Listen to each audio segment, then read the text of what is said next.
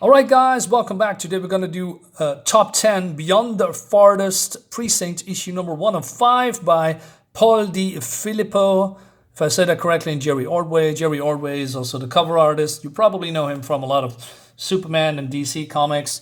I really enjoyed the original series from Top 10. I did a review, complete review on my channel, so if you want to check that out, by America's Best Comics, by the way. And I believe this is a, spin-off. It's 5 issues. And so we're going to see if this is equally good, because the other one was written by Alan Moore, and I really, really enjoyed that. Probably one of the best series I've read in a very long time. This is a 5-issue miniseries, like I said, and we're going to dive right in and see if it's good. This is basically 5 years after, what happened in the original series. So we have our heroes. There's a lot of heroes, by the way.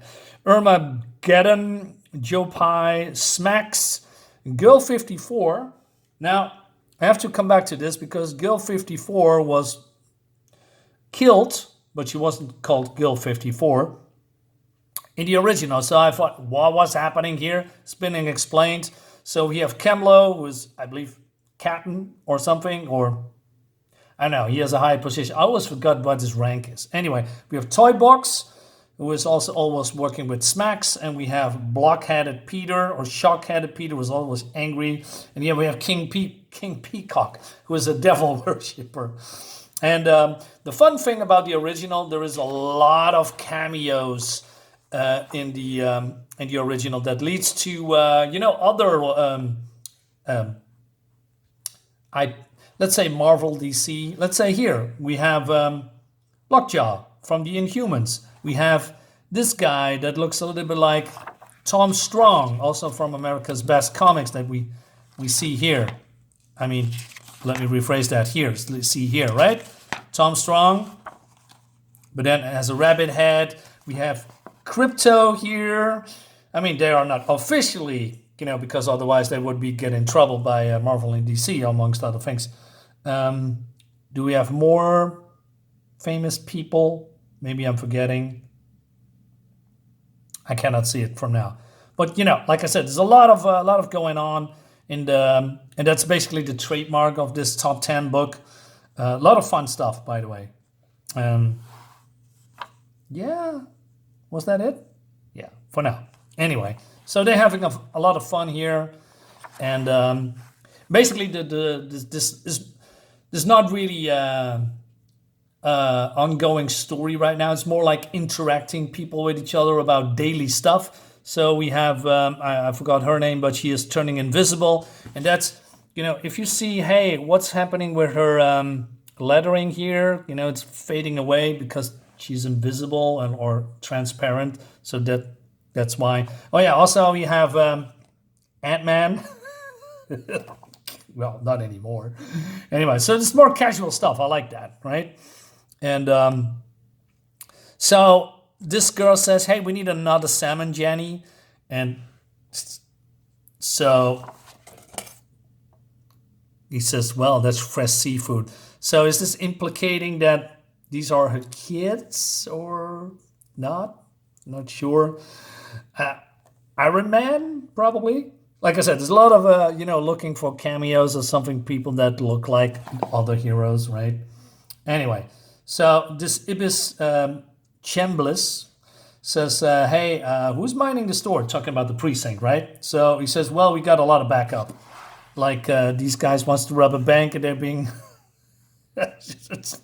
Do you have seen anything like this? Raptors or Tyrannosaurus Rex as cops?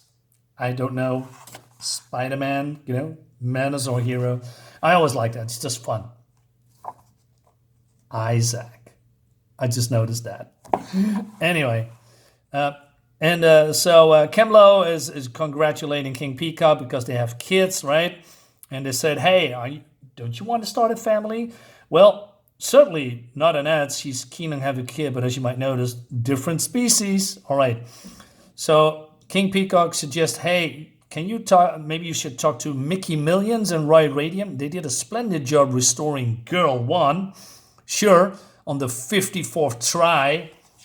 So That's her, right? So I believe she is a clone because the original died. And this is also reminding me of the original Star Trek series, from the 60s. I believe this with Captain Kirk and Spock. I believe the episode was called Trouble with Tribbles or something like that. For the younger readers here on my channel, probably you don't know anything of what I'm trying to say, but I have to point it out because it's just funny. Anyway, so Kemlo says, hey, we want to try something old-fashioned instead of doing that. Have you ever considered adoption?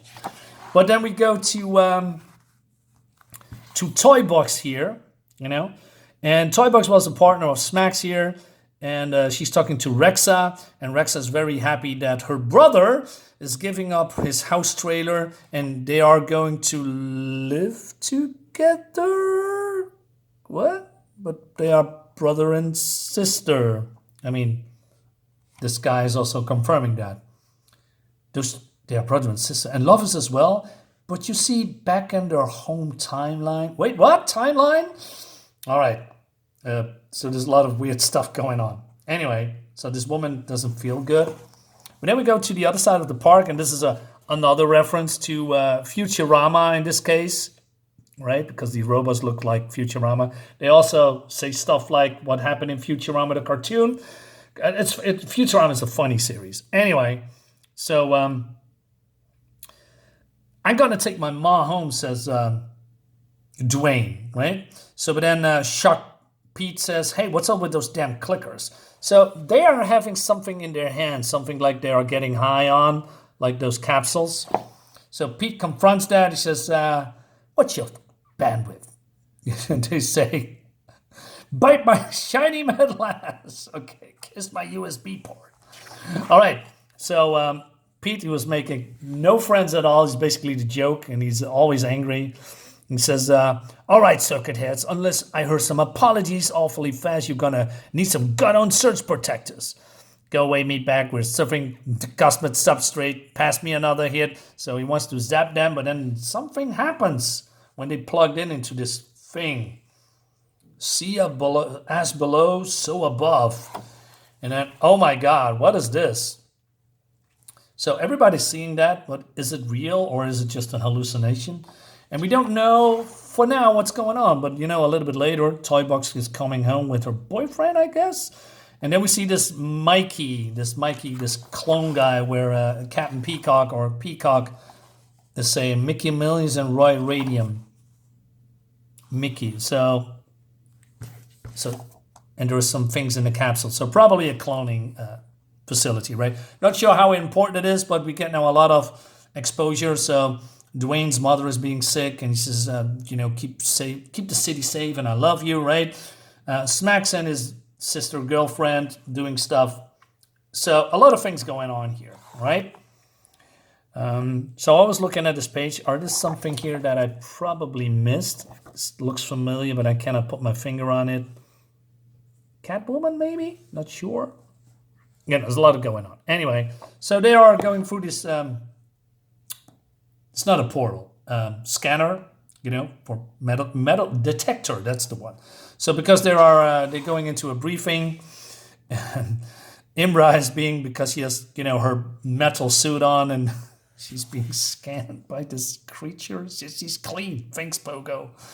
Anyway, so they are going to do the briefing. There's a lot of exposition here. All right. So what's his name again? Captain Doc. Kemlo is getting the briefing, and so Pete says, hey, if I get some hardware implants, I finally get a promotion.